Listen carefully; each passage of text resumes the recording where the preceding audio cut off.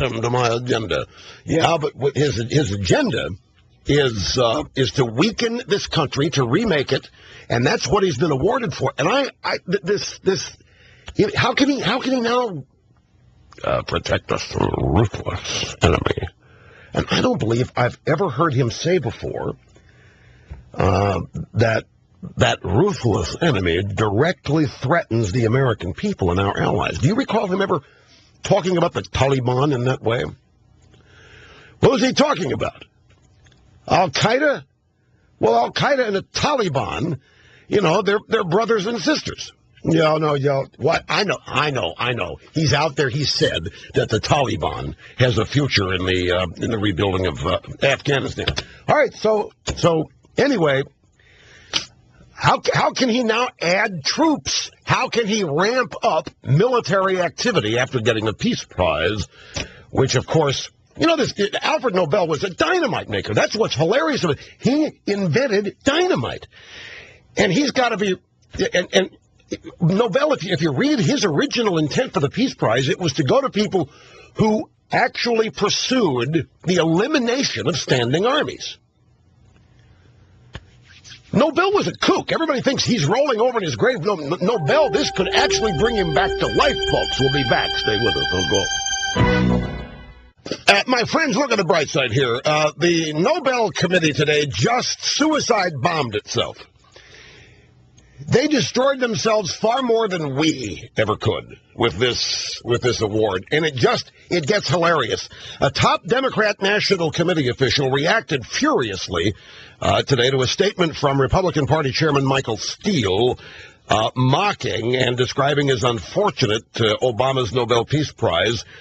This is the statement from the DNC. The Republican Party has thrown in its lot with the terrorists, the Taliban and Hamas this morning, in criticizing the president for receiving a Nobel Peace Prize. DNC Communications Director Brad Woodhouse told Politico. So maybe the ruthless enemies that Obama talked about that we are facing, and he's the Republican Party and conservatives, maybe you weren't even talking about Afghanistan. Because the DNC now says Republicans have thrown in their lot with terrorists, Hamas. And who? Hamas and the Taliban, as Obama says. Ladies and gentlemen, yesterday afternoon after the program, I hot-footed it over to the Breakers Hotel where I sat. How long would that go, HR?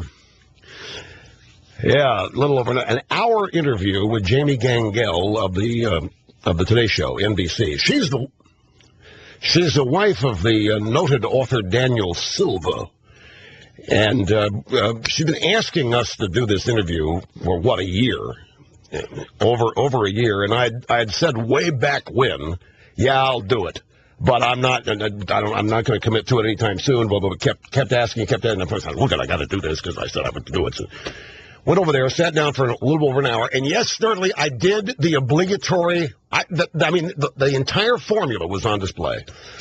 The interview was formulaic. I've done these, and I had a blast. I got to tell you, I had a ball doing this.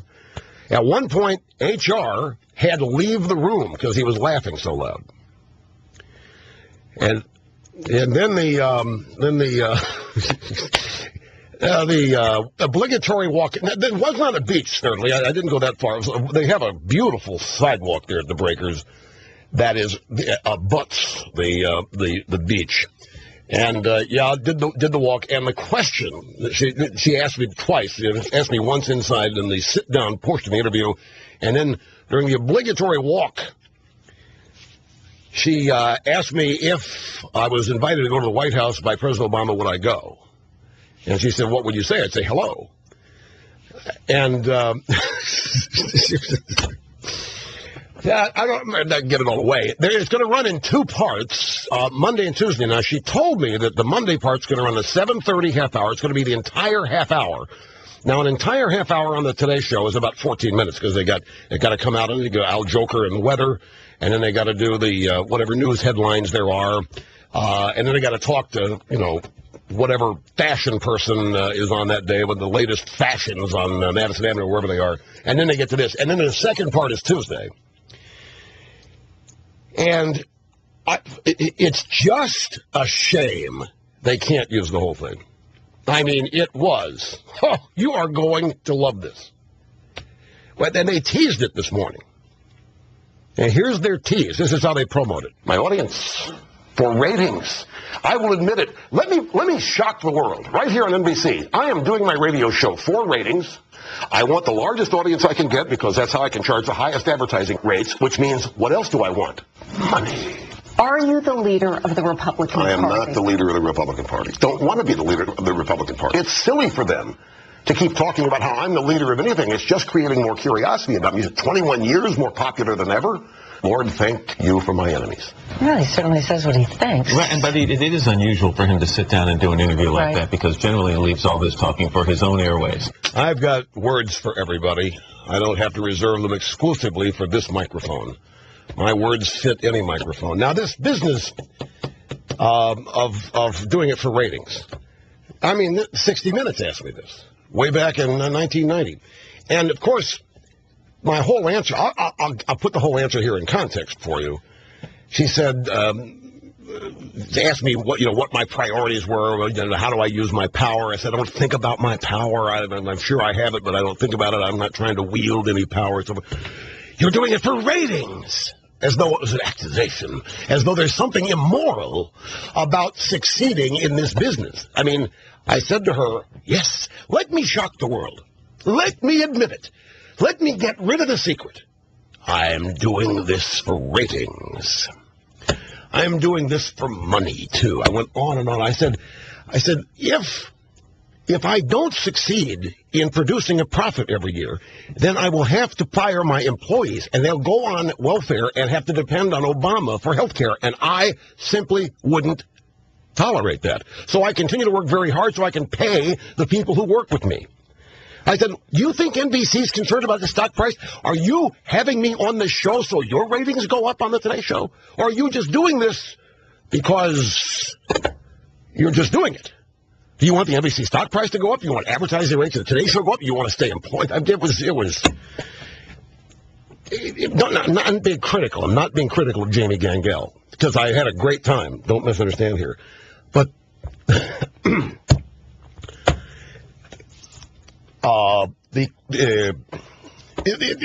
your critics say, finally, after hearing that for 4 or 5 questions, who are they? Name these people. I don't have any critics. Everybody that listens to me loves me. I'm not controversial. You're not controversial. No, that's all I'm going to say. To give you a flavor for it, so it's Monday, 7:30 hour. That's what they said. TiVo the whole show, because that way you can see how standout this segment is compared to whatever else they do on the show. Not enough time to be fair with another caller. I fully expect, by the way, there's Obama Kool-Aid, and the kids in school are already drinking it. You may not have seen it in the stores, but there is Obama Kool-Aid, and Obama Kool-Aid drinkers soon are going to be able to buy a new drink from the legendary Kool-Aid drink maker, Barack Obama's Ego Juice. Upon hearing the Nobel Peace Prize Committee's decision, Kool-Aid accelerated the introduction of a product already in the works, Barack Obama's Ego Juice, be available in stores everywhere this December in time for the president's footprint trip to Oslo to accept it. The school kids have already been test marketing the product. Forced feedings of Obama's Ego Juice are going exceptionally well, and so the rollout timetable being moved up to December.